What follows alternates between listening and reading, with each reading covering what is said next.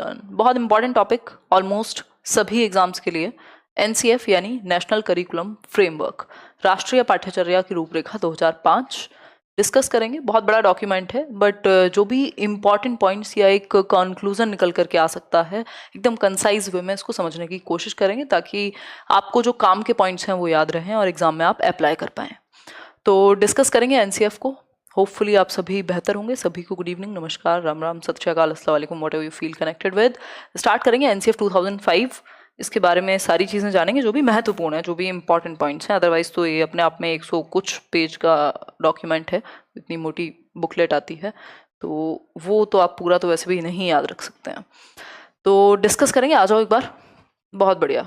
कोई कह रहा है गुड मॉर्निंग, सही है, जब जागो तभी सवेरा है। बहुत बढ़िया। तो एनसीएफ 2005 की यदि हम बात करें तो ये एक डॉक्यूमेंट है। अगर हम बात करें ये है क्या, जो लोग नई तैयारी शुरू करते हैं वो कहते हैं है क्या ये, तो एनसीएफ, जिसका पूरा नाम है national curriculum framework, national curriculum framework, अब इसके आगे लिखा हुआ है 2005 यानी 2005। इसका मतलब क्या हुआ, इससे पहले भी आया होगा ये, है ना। तो एनसीएफ एक डॉक्यूमेंट है, एक करिकुलम है, एक पाठ्यचर्या है। करिकुलम क्या होता है, जिसमें आपके स्कूल में जितनी भी एक्टिविटीज होनी है उन सबका कच्चा चिट्ठा होगा, हर एक एक्टिविटी, और सिलेबस इसका जस्ट एक पार्ट है। तो पूरा एजुकेशन सिस्टम को एक तरीके से एक गाइडलाइंस मिली कि भाई ये जो करिकुलम है, जो नया करिकुलम है, इसके बेसिस पे हमें अपने पूरे एजुकेशन सिस्टम को डिज़ाइन करना है, चाहे वो हमारा सिलेबस हो, चाहे वो टीचर्स का पढ़ाने का तरीका हो, चाहे वो बच्चों के सीखने का ढंग हो, है ना। बच्चों की बेहतरी के लिए कोई भी एक डॉक्यूमेंट आता है।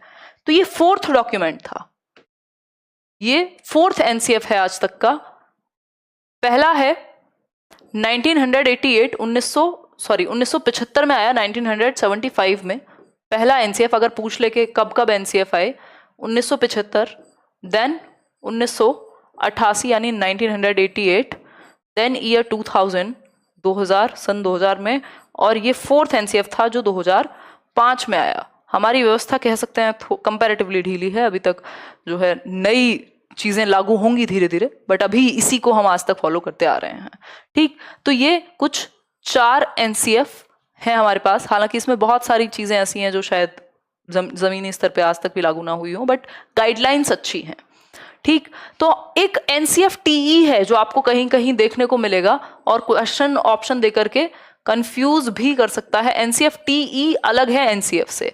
एनसीएफ टीई 2009 में आया था टीचर एजुकेशन के लिए। टीई का मतलब है टीचर एजुकेशन। ठीक, ये नॉर्मल एनसीएफ है, ये एनसीईआरटी के द्वारा प्रिपेयर किया जाता है, जो national council of educational research and training है। देश भर में स्कूल्स में जो सिस्टम है उसमें बेहतरी के लिए जो एनसीएफ्स हैं वो एनसीईआरटी के द्वारा ही चारों के चारों प्रिपेयर किए गए। लेकिन ये जो एनसीएफ टीई है यानी national curriculum framework for teacher education, teacher education के लिए भी तो एक फ्रेमवर्क चाहिए ना। तो ये जो टीचर एजुकेशन के लिए फ्रेमवर्क है, ये क्या है, ये एनसीटीई ने बनाया था, तो इससे कंफ्यूज नहीं करेंगे इसको। एनसीटीई एक अलग व्यवस्था है जो रेगुलेट करती है टीचर एजुकेशन को। एनसीटीई की full form national council for teacher education. ठीक है बात, तो ये अलग है। यहाँ पे हम बात कर रहे हैं नॉर्मल स्कूल वाले करिकुलम की, जो बच्चों के लिए है, टीचर्स के लिए है, लेकिन ये सिर्फ टीचर्स के लिए था, एनसीएफ टीई। इसकी चर्चा कभी और करेंगे। ठीक है बात, तो ये 4th एनसीएफ है जिसको एनसीईआरटी ने प्रिपेयर किया, और ये कहता है कि भाई बच्चों से ना एक तो बर्डन कम कर लो। जो मेन उद्देश्य था वो यही था कि एक रिपोर्ट थी 1993 की, 1993 की, प्रोफेसर यशपाल की हेड करते हुए उन्होंने एक रिपोर्ट थी समिति की, जिसका नाम है लर्निंग विदाउट बर्डन, यानी शिक्षा बिना बोझ के। कि जो हमारा एजुकेशन सिस्टम है वो रटने पे ज़्यादा जोर दे रहा है, वो एक तरीके से रिजिडनेस है एग्जामिनेशन की, डर है एग्जामिनेशन को, बस्ता है भारी लेकर के, बच्चे से भारी बस्ता है जो वो स्कूल लेकर के जाता है, जो बैग है उससे भारी है ना। तो वो बर्डन को कम किया जाए, शिक्षा बिना बोझ के। ये एक रिपोर्ट थी कमेटी की जिसपे इसको पूरा आधार बना करके डिजाइन किया गया। एक बार मैं देख लेती हूँ ये ठीक से चल रहा है कि नहीं, है ना। एक नया टाइम टेबल कह लीजिए आप लेट्स लर्न के लिए जल्दी ही आपके सामने प्रस्तुत होगा। कुछ परिवर्तन करेंगे हम लोग, ठीक चल रही हैं चीजें, चलिए बहुत बढ़िया।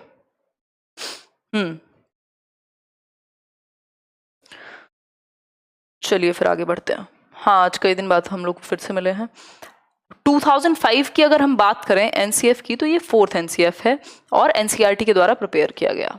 ठीक, जो नेशनल फोकस ग्रुप्स बनाए गए, कुछ नेशनल फोकस ग्रुप्स बनाए गए,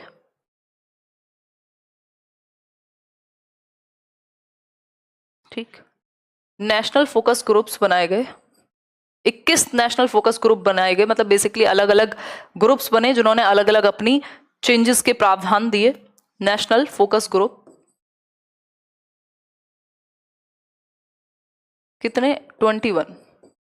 ठीक, हेड कौन थे इसको पूरे जो भी लीड करने वाला प्रोग्राम है, वो थे प्रोफेसर यशपाल, जो पहले भी जो एक रिपोर्ट आई थी लर्निंग विदाउट बर्डन, उसके हेड रह चुके थे, जिसपे ये बेस्ड है, प्रोफेसर यशपाल। ठीक, अगर हम बात करें तो लर्निंग विदाउट बर्डन, अगर ये मैं कहूँ इंस्पायर्ड कहाँ से है, तो लर्निंग विदाउट बर्डन यानी शिक्षा बिना बोझ के जो एक रिपोर्ट है उस पर, लर्निंग विदाउट बर्डन। इसके अलावा अगर हम बात करें तो एक NPE, national policy of education 1986 की जो नई मतलब शिक्षा नीति कहेंगे जिसको, नेशनल राष्ट्रीय शिक्षा नीति, इन दोनों से ये कहेंगे इसका जो इंस्पिरेशन है वो ड्रॉ किया गया कि हमें ज़रूरत पड़ी एक ऐसे डॉक्यूमेंट की जिसमें बच्चों की भलाई के लिए, जिसमें आप बच्चे को बाहर की लाइफ से या रियल लाइफ से कनेक्ट कर पाएं, उसकी स्कूल की लाइफ को। ठीक, तो ये एक बेसिक बात है। अगर मैं बात करूं तो ये जो एनसीएफ है ये बेस्ड है एक तरह की, हम कहेंगे फिलॉसफी पे, इतना नोट कर लिया होगा होपफुली आपने। और वो फिलॉसफी क्या है या वो स्कूल ऑफ साइकोलॉजी क्या है जिसपे ये बेस्ड है, क्वेश्चन पूछ भी लिया जाता है। तो आपको पता होना चाहिए कंस्ट्रक्टिविज्म यानी रचनावाद एक ऐसा क्षेत्र है। क्या है रचनावाद, कंस्ट्रक्टिविज्म? टैगोर से भी इसको जोड़ करके देखा गया, उस पर भी समझेंगे अभी। कंस्ट्रक्टिविज्म यानी रचनावाद। रचनावाद बात करता है बच्चे के करके सीखने की, कि बच्चा कैसे सीखे, करके सीखे, ग्रुप्स में सीखे, एक दूसरे के कोलैबोरेशन से सीखे, एक दूसरे के सहयोग से सीखे, प्रोजेक्ट मेथड के थ्रू सीखे, है ना, ऐसी एक्टिविटीज करके सीखे जो उसके रियल लाइफ में प्रॉब्लम्स को सॉल्व करें। तो प्रॉब्लम सॉल्विंग पे, समस्या समाधान पे फोकस रहा, क्रिटिकल थिंकिंग, तर्क का प्रयोग कर सके बच्चा, है ना, उसकी जो एक मौलिक विचार है वो बाहर आ सकें। तो रचनावाद इन सब चीजों पे फोकस करता है, यानी करके सीखने पे फोकस करता है, रोट लर्निंग पे नहीं, रटने पे नहीं, करने पे। रोट लर्निंग, रटने पे नहीं, डूइंग यानी करके सीखने पे फोकस हो। यही आप समझ सकते हैं कि पूरा डॉक्यूमेंट इसी बात को मानेगा कि बच्चा एक्टिव होना चाहिए। लर्निंग वो है जो वो सक्रिय रूप से निर्मित करता है, जैसा कि पियाजे और वाइगोस्की कहते हैं। क्यों? क्योंकि वो भी रचनावादी हैं, कंस्ट्रक्टिविस्ट हैं। तो ये रचनावाद से इंस्पायर्ड है। और रचनावादी कहते हैं कि टीचर क्या होगा, रचनावाद में टीचर का जो रोल है वो कैसा हो, तो ये आपको पता हो। और कंस्ट्रक्टिविज्म भी संबंधित है कॉग्निटिविज्म से, संज्ञानवाद से, इन केस जरूरत पड़े तो। अगर मैं बात करूं तो टीचर का कैसा रोल हो, तो टीचर होना चाहिए फैसिलिटेटर यानी सुविधा दाता होना चाहिए, अपॉर्चुनिटी क्रिएट करे, सीखने के अवसर प्रदान करे। सीख तो आप खुद लेंगे, है ना, आपके लिए यानी बच्चे के लिए एक अपॉर्चुनिटी या ऐसा माहौल तैयार किया जाए जहां वो सीख सके खुल करके। क्लियर है बात? सुगम करता, या फिर आप इसको कह लीजिए, फैसिलिटेटर को आप क्या कहेंगे, सुविधा दाता कह लीजिए, सुविधा दाता। ये बिल्कुल टू द पॉइंट हम बात कर रहे हैं, जो काम की बातें होती हैं, अदरवाइज इसको डिटेल में हम करना चाहेंगे तो पता नहीं कब तक करते रहेंगे। ठीक है, तो हम कह सकते हैं कि यहाँ करने पे फोकस है, करके सीखने पे फोकस है, रचनावाद से ये बेस्ड है। रचनावाद कहता है टीचर का क्या रोल होना चाहिए, फैसिलिटेटर का, सुविधादाता का, अपॉर्चुनिटी क्रिएट करे, स्टेज सेटर हो कि भाई स्टेज बना दी, अब खुद से करो, है ना, जहां जरूरत हो वहां अवेलेबल हैं आप। ठीक है बात, लेकिन बच्चा एक्टिवली सीखेगा। क्लियर हो गई बात? होपफुली क्लियर है।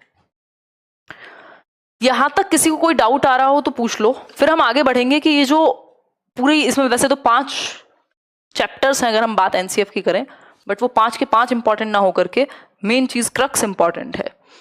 इसकी जो ओपनिंग लाइंस हैं, जो शुरुआत होती है एनसीएफ की, वो ओपनिंग लाइंस हैं रविन्द्रनाथ टैगोर के एक एस्से की, एक निबंध की, जिसका नाम था, या है नाम, राइटर्स तो हमेशा रहते हैं ना, सिविलाइजेशन एंड प्रोग्रेस, यानी सभ्यता एवं प्रगति कह लीजिए आप।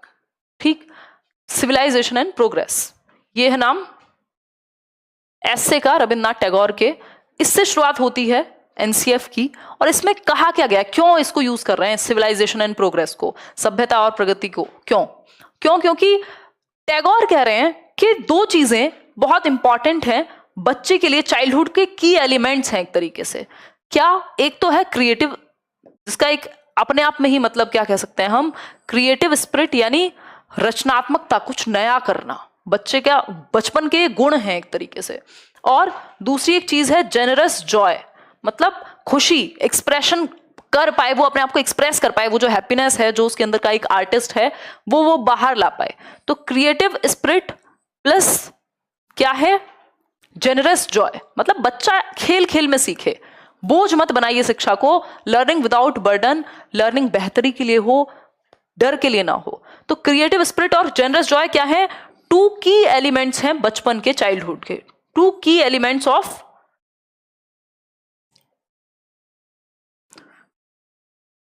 टू की एलिमेंट्स, यानी दो ऐसे तत्व हैं जो बचपन की विशेषता को जाहिर करते हैं। बच्चे को इसी के माध्यम से सिखाया जाना चाहिए कि वो करके सीखे, एकदम जॉयफुल ढंग से सीखे। दूसरा, क्रिएटिविटी उसके अंदर की जो है, सृजनात्मकता, रचनात्मकता, वो बाहर आए, कुछ नया करने की जो क्षमता वो अपने अंदर रखता है वो बाहर आए। ठीक, ये क्वेश्चन पूछा जा सकता है। सिविलाइजेशन एंड प्रोग्रेस जो एस्से है रविन्द्रनाथ टैगोर का, उससे शुरू होता है एनसीएफ, या ओपनिंग लाइन ये है जिसमें उन्होंने बेसिकली बात की है कि बच्चे के अंदर दो की एलिमेंट्स हैं बचपन के, यानी दो बहुत महत्वपूर्ण तत्व हैं। एक है क्रिएटिव स्पिरिट यानी कुछ नया करने की क्षमता, दूसरा जनरस जॉय यानी वो एंजॉय करे लर्निंग को, ऐसे सिखाइए कि मजा आ जाए, है ना। 4 घंटे की एक यहाँ मैराथन पड़ी हुई है लेट्स लर्न पे, और भी कई कई घंटे के हैं। 18 लाख लोग, 20 लाख लोग, इतने छोटे से डोमेन में जहां पेपर ही 10 लाख लोग देते हैं मुश्किल से, अलग अलग एग्जाम्स को मिला करके देख चुके हैं। क्यों? क्योंकि वो इंटरेस्टिंग है, सीख पा रहे हैं हम। शायद मैं ऐसा मान के चल रही हूँ, है ना, ये ऐसे नार्सिसिज्म की बात नहीं। तो सिविलाइजेशन एंड प्रोग्रेस यानी क्रिएटिव स्पिरिट, जनरस जॉय, दो की एलिमेंट्स बचपन के, और इन्हीं को बना के रखना है। इन शॉर्ट अगर मैं कहूं, आपको बच्चे को और खुद को बाहर की दुनिया से या रियल लाइफ से जोड़ना है, उनको रटवाना नहीं है। ये एक बेसिक बात है एनसीएफ की। अगर बात करें तो 5 गाइडिंग प्रिंसिपल्स हैं। कभी भी आप एनसीएफ के क्वेश्चन में पढ़ें, फंसें, तो याद रखिएगा एग्जाम में कि ये 5 गाइडिंग प्रिंसिपल्स जो ये मुख्य निर्देश हैं किसके, एनसीएफ के, 5 गाइडिंग प्रिंसिपल्स ऑफ एनसीएफ, ये आपको बचा लेंगे यदि आप इनको ठीक से समझ पाए होंगे तो। प्रिंसिपल्स ऑफ एनसीएफ मतलब ये मुख्य निर्देश हैं 5, वैसे तो बहुत सारे निर्देश हैं, मुख्य निर्देश हैं 5 पूरे एजुकेशन सिस्टम के लिए, बच्चे के लिए, सीखने के लिए। ठीक है बात। अगर मैं बात करूं तो इसमें बात हुई है कि भाई रटने से दूर लेकर के जाओ, रियल लाइफ से जोड़ो, फ्लेक्सिबिलिटी लाओ अपने एग्जामिनेशन सिस्टम में, डर ना बैठे बच्चे के मन में। टाइम टेबल भी इवन जो स्कूल का है उसको भी इतना रिजिड मत रखो, चेंजेस की संभावना रखो। ठीक, इसके अलावा हम कह सकते हैं जो आपका रोड मेथड्स हैं उनको परिवर्तन लाइए, जो बुक्स हैं उनको रियल लाइफ से जोड़िए। ये कुछ 5 आपके गाइडिंग प्रिंसिपल्स हैं। फिर एक बच्चा जो निकले स्कूल से वो सिर्फ साक्षर ना निकले, वो उसके अंदर एक नेशनल आइडेंटिटी हो, वो नेशनल बिलीफ्स या वैल्यू करता हो, अपने राष्ट्र को एक डेमोक्रेटिक कंट्री का एक हिस्सा बन करके निकले। ठीक है बात, समझते हैं एक बार एक एक करके इन 5 के 5 गाइडिंग प्रिंसिपल्स को समझते हैं। ये आपको बचाने का काम करते हैं, सेवियर का काम करते हैं। जब आप एनसीएफ के क्वेश्चन में फंसते हैं तो सबसे ज्यादा हेल्प यही करेंगे। ठीक, समझेंगे एक बार। पानी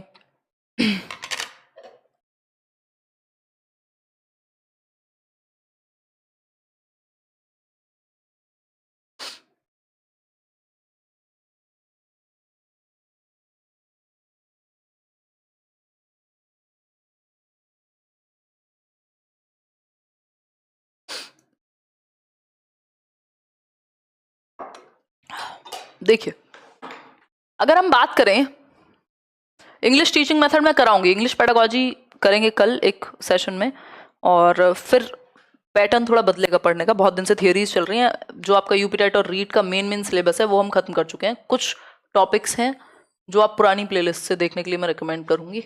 ठीक, क्योंकि डीट प्लस भी आ चुका है, कई लोगों को प्रैक्टिस भी करनी है। अगर हम बात करें to shift from rote method यानी रटने से शिफ्ट कर दो। ये गाइडलाइन है, ये निर्देश है एनसीएफ का कि रटने से शिफ्ट कर दो भाई। मतलब रट्टा मतलब वाओ, रटंत विद्या चलंत नाही, ऐसा कहा जाता है। मतलब रोट लर्निंग से, रोट का मतलब ये है रटना, रटने से दूर लेकर के जाओ बच्चे को, उसको लाइफ से कनेक्ट करो, है ना। जो भी आप क्लासरूम में सिखा रहे हो, कनेक्टेड टू लाइफ इटसेल्फ। भाई जीवन में आना चाहिए ना प्रयोग, तो जो इस्तेमाल है आपके सिखाने का वो लाइफ में अगर काम ना आए तो कोई पॉइंट तो हुआ नहीं। तो कनेक्टेड टू लाइफ इटसेल्फ, जो रटने की बजाय फोकस किस पे हो, जिंदगी से जोड़ने पे हो, ताकि क्योंकि आपके लिए मीनिंगफुल क्या है, जो कंस्ट्रक्टिविज्म है, जो रचनावाद है जिसकी अभी बात कर रहे थे हम, जिस पे ये पूरा एनसीएफ बेस्ड है, वो कहता है लर्निंग होनी चाहिए मीनिंगफुल यानी कि अर्थपूर्ण होना चाहिए, अधिगम मीनिंगफुल होनी चाहिए। क्या? लर्निंग की जो प्रोसेस है, जो सीखने सिखाने की प्रक्रिया है, वो होनी चाहिए अर्थपूर्ण, मतलब जिसका कोई मीनिंग हो, जिसको आप जीवन से जोड़ करके देख पाए, जो आपके लिए महत्वपूर्ण हो। अर्थपूर्ण होना चाहिए, जो अधिगम है। मतलब क्या हुआ, आपको फर्क ही नहीं पड़ता, जिस चीज को कभी आपने फील नहीं किया, जिस चीज को आप जानते नहीं, बस आपने थियोरी में डेफिनेशन रट ली उसकी, वो चीज आपके काम की नहीं है। यदि उसी चीज को आपके जीवन से जोड़ दिया जाता, कुछ ऐसे एग्जाम्पल्स मिल जाते, कुछ ऐसी एक्टिविटीज हो जाती जो आपने रियल लाइफ में देखी होती, तो आप कभी भूल नहीं सकते। जैसे ही चीजें आपसे जुड़ती हैं आप भूलते नहीं हैं। ठीक, तो मीनिंगफुल होनी चाहिए लर्निंग, रटने से दूर शिफ्ट कर दें हम, लर्निंग को दूर लेकर के जाएं रटने से, ऐसा स्कूल्स को करना चाहिए। ठीक है, ये करिकुलम में हमारे परिवर्तन हो, पूरी सारी जो भी एक्टिविटीज हैं वो इस तरह का परिवर्तन वहां आना जरूरी है। दूसरा है connecting knowledge to life outside the school, मतलब जो ज्ञान है जो आप सिखा रहे हो क्लासरूम में, उसको आपको बाहर की दुनिया से जोड़ना है। जो भी आप सिखा रहे हो, क्लासरूम की जो लर्निंग है, जो नॉलेज है, जो भी आप सिखा रहे हो, उसको बाहर की दुनिया से, जहां सोसाइटी है, कम्युनिटी है, जहां प्रॉब्लम्स हैं, रियल हैं, वहां से जोड़ना है। तो रियल लाइफ से जोड़ना है क्लासरूम लर्निंग को।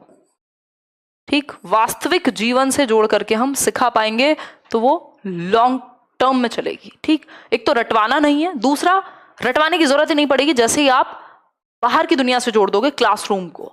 भाई इतना कंफर्टेबल बच्चा क्लासरूम में फील करे, इतना ही एंजॉय वो करे क्लासरूम के अंदर जितना वो घर बैठ के कार्टून देखते हुए करता है। लर्निंग इतनी मीनिंगफुल होनी चाहिए, आपने बाहर की दुनिया से, जिस दुनिया से वो बिलोंग करता है, जहां से वो आया है, वहां से आप कनेक्ट कर रहे हैं उसको, चाहे एग्जाम्पल्स के थ्रू, चाहे कुछ प्रोजेक्ट्स देकर के, चाहे कम्युनिटी में कुछ कोलैबोरेटिव प्रोजेक्ट्स करा रहे हैं, कुछ एक्टिविटी इस तरीके की करा रहे हैं, कोई नुक्कड़ नाटक है, 70 तरह की चीजें हो सकती हैं। आगे बढ़ेंगे, थर्ड जो आपकी गाइडलाइन है, थर्ड गाइडलाइन है examination should be more flexible, यानी लचीला हो। जो एग्जामिनेशन सिस्टम है वो लचीला होना चाहिए, रिजिड नहीं होना चाहिए, है ना। तो अभी तभी आप देख रहे हैं कि ये सीसी को बेसिकली रिकमेंड करते हैं, एक तरीके से सीसी की वकालत करते हैं एक तरीके से, जो कॉन्टिन्यूअस एंड कॉम्प्रिहेंसिव इवैल्यूएशन है। यानी बच्चे को आप ऑलमोस्ट हर एक ढंग से होलिस्टिक वे में जांच पाओ, उसका सर्वांगीण विकास हो पा रहा है एजुकेशन से या नहीं, ये आप जांच पाओ। होलिस्टिक का मतलब है सर्वांगीण, यानी सिर्फ दिमाग से रिलेटेड या सिर्फ पेन पेपर से रिलेटेड नहीं, आप उसके शारीरिक विकास पे भी फोकस कर रहे हैं, उसके मानसिक विकास पे भी फोकस कर रहे हैं, उसके सामाजिक विकास पे भी फोकस कर रहे हैं, और उसके सामवेगिक यानी इमोशनल डेवलपमेंट पे भी फोकस कर रहे हैं। बेसिकली हम मेन जो डोमेन है उसके डेवलपमेंट के, वो 4 डोमेन पढ़ते हैं।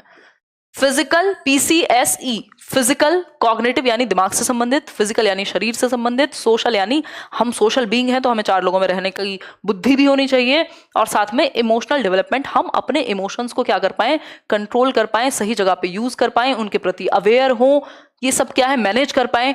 ये सारा इमोशनल डेवलपमेंट का खेल है। ठीक, तो ये चारों ही एस्पेक्ट में बच्चा डेवलप हो पाए, एक ऐसी आइडेंटिटी उसकी बने जो कंप्लीट हो। ठीक, सिर्फ पेन पेपर लेकर के उसको रटना आता है, वो जो 3 इडियट मूवी है, वैसी स्थिति नहीं बननी चाहिए कि साक्षर तो हैं, जो सामने मिल गया उसको रट डाला, पता नहीं क्या है। इन ऑल एस्पेक्ट्स वो डेवलप हो। होलिस्टिक का मतलब ये सभी एस्पेक्ट, चहुमुखी विकास हो बच्चे का, इस तरीके का हम करिकुलम डिजाइन कर पाए, है ना। तो फ्लेक्सिबिलिटी हो एग्जामिनेशन में, डर ना हो आपके, इसीलिए आप देखते हैं कितने सारे एफएज हो गए हैं, ग्रेड सिस्टम हुआ, फिर और भी बहुत सारी एक्टिविटीज की मूल्यांकन किया जाने लगा। सिर्फ पेन पेपर नहीं, बाकी एस्पेक्ट भी हम देख रहे हैं बच्चे का कि वो ड्राइंग में कितना अच्छा है, वो पेंटिंग में कितना अच्छा है, वो डांस में कितना अच्छा है, या क्या को करिकुलर एक्टिविटीज वो कर सकता है। ठीक है, आगे बढ़ेंगे। नेक्स्ट है फोर्थ, करिकुलम, यानी करिकुलम कैसा बने, जो पाठ्यचर्या है उसको ऐसा डिजाइन करें हम कि वो टेक्स्ट बुक के बाहर चली जाए। सिर्फ जो आपका करिकुलम है, देखो करिकुलम में आपका सिलेबस भी है, सिलेबस बुक से संबंधित है, तो सिर्फ किताबों तक नहीं सीमित, करिकुलम में बहुत सारी एक्टिविटीज हैं, सिर्फ टेक्स्ट बुक तक सीमित नहीं है। तो मल्टीपल टाइप्स ऑफ एक्टिविटीज हम यहां इंक्लूड कर सकते हैं। करिकुलम का ऐसा होना जरूरी है जो किताबों से दूर तक जाए, बच्चे की क्रिटिकल थिंकिंग, उसका जजमेंट, उसकी प्रॉब्लम सॉल्विंग, उसका कोलैबोरेशन, ये सब चीजें बेहतर हो पाए, है ना। समस्या समाधान पे हम फोकस कर पाए कि वो चीजें करके सीख पाए, इस चीज पे हम क्या कर पाए, फोकस कर पाए। ठीक है, बात इतनी सभी को क्लियर है? क्लियर है ना ये? चलिए आगे बढ़ते हैं। लास्ट एक इसकी क्या कहेंगे गाइडिंग प्रिंसिपल है, नर्चरिंग एंड ओवरराइडिंग आइडेंटिटी, यानी एक ऐसा डेमोक्रेटिक कंट्री का सिटीजन हम बनाएं बच्चे को जिसमें नेशनल वैल्यूज हो, कुछ एथिक्स हो, कुछ मॉरल्स हो, है ना। तो नेशनल वैल्यूज या बिलीफ्स के साथ वो आगे बढ़े, उसमें नेशनल वैल्यूज भी डेवलप हो, डेमोक्रेटिक वैल्यूज भी डेवलप हो, सबकी बात को सुन सके, समझ सके, सिर्फ अपनी अपनी ना गाए, है ना। एक ऐसी आइडेंटिटी उसकी क्रिएट हो कि वो सामंजस्य स्थापित करे अपने आसपास भी और देश के लिए भी कुछ बेहतर कर पाए। ठीक, तो ये एक बेसिक बात हुई। ये 5 गाइडिंग प्रिंसिपल्स हैं। यदि आपने इन 5 गाइडिंग प्रिंसिपल्स का ध्यान रखा, आपका क्वेश्चन एनसीएफ से रिलेटेड गलत हो नहीं सकता। क्यों? क्योंकि आपको पता है घुमा फिरा के आपको ले जाना है बच्चे को रोट लर्निंग से दूर, रटने से दूर लेके जाना है ना। ऐसे लेके चलना है, किससे? रटने से दूर। ऐसे गाने याद आ जाते हैं मेरे को दिमाग में लाइंस बोलते हुए। फिर दूसरी एक चीज है, फ्लेक्सिबिलिटी लानी है एग्जामिनेशन सिस्टम में। करिकुलम को किताबों से दूर लेके जाना है, अगेन दूर, गलत गलत चीजों को सबको दूर। ठीक, बिना बर्डन के सिखाएंगे आप। क्लियर है बात? बिल्कुल। अब बात आती है लर्निंग एंड नॉलेज की। यहां एनसीएफ में बात हो रही है कि सिर्फ जो अधिगम है, लर्निंग ऐसी मत कराइए कि वो सिर्फ इंफॉर्मेशन बन जाए, वो ज्ञान बने। अब ज्ञान और इंफॉर्मेशन और नॉलेज में अंतर है। सिर्फ इंफॉर्मेशन को हम ये नहीं मान सकते कि बहुत नॉलेजेबल है। इंफॉर्मेशन गूगल पे भी बहुत है, कितना आप समझ पा रहे हैं उस चीज से। ठीक, मतलब अगर समझ पाए तो बहुत अच्छा है, लेकिन नॉलेज का मतलब सिर्फ मियर इंफॉर्मेशन नहीं है। उसको यदि हम कनेक्ट कर पाए लाइफ से तो वो इंफॉर्मेशन नॉलेज बन पाएगी। तो हम बेहतर तरीके से एक होलिस्टिक अप्रोच के साथ नॉलेज को क्रिएट करा पाए क्लासरूम में, होलिस्टिक अप्रोच रख करके एक सब्जेक्ट से दूसरे सब्जेक्ट को या किताबी चीजों को लाइफ से कनेक्ट कर पाए। अगेन वही बात है, इंटीग्रेटेड अप्रोच अपना पाए। इंटीग्रेटेड अप्रोच अपना पाए यानी एकीकृत उपागम। इसका मतलब क्या हुआ कि जो सब्जेक्ट की बाउंड्रीज हैं वो क्या हो पाए, मर्ज हो पाए एक तरीके से। ऐसे बहुत सारे टॉपिक है, जब आप लैंग्वेज पढ़ रहे हैं तो आप हिस्ट्री के बारे में भी जान ले रहे हैं। कई बार जब आप हिस्ट्री पढ़ रहे होते हैं तो आप कुछ और कॉन्सेप्ट भी जान ले रहे हैं। ठीक, जब आप फिजिक्स पढ़ रहे हैं तो मैथ्स से भी रिलेटेड है वो। मतलब सब्जेक्ट्स को इंटरलिंक करके समझाना इंटीग्रेटेड अप्रोच है। क्लियर बात है? ठीक है, आगे बढ़ेंगे। ये शायद लास्ट चैप्टर है, इसके बाद हम जब भी एग्जाम आएगा तभी डिस्कस करेंगे टॉपिक्स को एक मैराथन लेकर के। कल इंग्लिश पेडागोलॉजी का एक सेशन होगा। मैं जल्दी ही एक नई तरह का टाइम टेबल आपके सामने प्रस्तुत करूंगी, है ना। चलिए, थोड़ी सी क्लासेस। ठीक, इसके बाद बात होती है भाषा के बारे में क्या कहता है एनसीएफ। एनसीएफ बेसिकली 9 सब्जेक्ट्स के बारे में बात करता है। ये आप चाहें तो लिख सकते हैं, 9 सब्जेक्ट्स के बारे में, चाहे वो लैंग्वेज यानी भाषा हो, चाहे वो आपका आर्ट एजुकेशन हो, फिजिकल एजुकेशन हो, वर्क एंड पीस हो, है ना। इसके अलावा जितने भी इस तरह के सब्जेक्ट हैं आपके, जो भी जनरल, कुछ साइंस हो, सोशल साइंस हो, टोटल 9 सब्जेक्ट्स की बात करेगा। और अगर हम बात करें तो लैंग्वेज की जब हम स्पेसिफिक होकर के बात करते हैं, एक और चीज इन्होंने कहा कि आइडियल टाइम जो होना चाहिए ना, आपके जो क्या बोलते हैं उसको, कालांश बोलते हैं ना, जो पीरियड होते हैं क्लासेस में, 8 पीरियड्स लगते हैं, कई बार 7 लगते हैं, तो 35 मिनट्स जो है वो आइडियल टाइम है एज पर एनसीएफ। आइडियल टाइम है या आइडियल ड्यूरेशन है एक पीरियड के लिए। भाई 35 मिनट्स तक का पीरियड जो है ठीक है। वैसे भी हमारी जो अटेंशन है वो 25-35 मिनट्स तक ही टिक पाती है, फिर उसके बाद थोड़ा 5 मिनट इधर उधर घूम भी सकते हैं हम। ये पोमोडोरो टेक्निक भी होती है, जो लोग पढ़ाई करते हैं, आजकल कई लोग पढ़ाई कर रहे होंगे ना 7 घंटे 8 घंटे, तो उनके लिए बहुत हेल्पफुल होती है ना।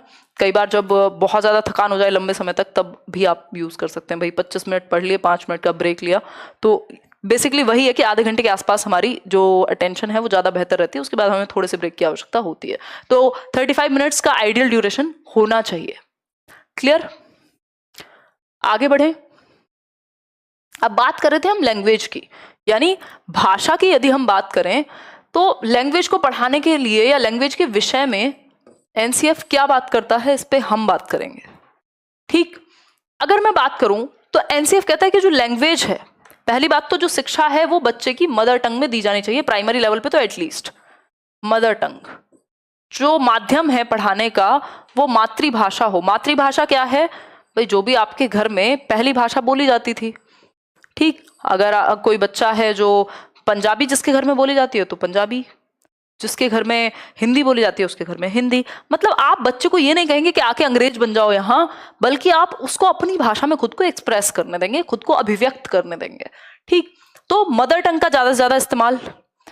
दूसरी चीज, जो 3 लैंग्वेज फॉर्मूला है, 3 लैंग्वेज फॉर्मूला जो कोठारी आयोग ने बात की थी 1964-66 के अराउंड, 3 लैंग्वेज फॉर्मूला को इंप्लीमेंट किया जाए। क्योंकि हमारे देश में बहुत सारी चीजें होती हैं कि पॉलिसीज बन जाती हैं। अभी एनपीई आ रही है जो 2019 की है, चीजें हमारी 1968 की भी पूरी नहीं हुई। सोचो, एनसीएफ 2005 भी कह रहा है कि वो जो 3 लैंग्वेज फॉर्मूला लेकर के आए थे कोठारी जी, उसको थोड़ा अप्लाई करके देख लो।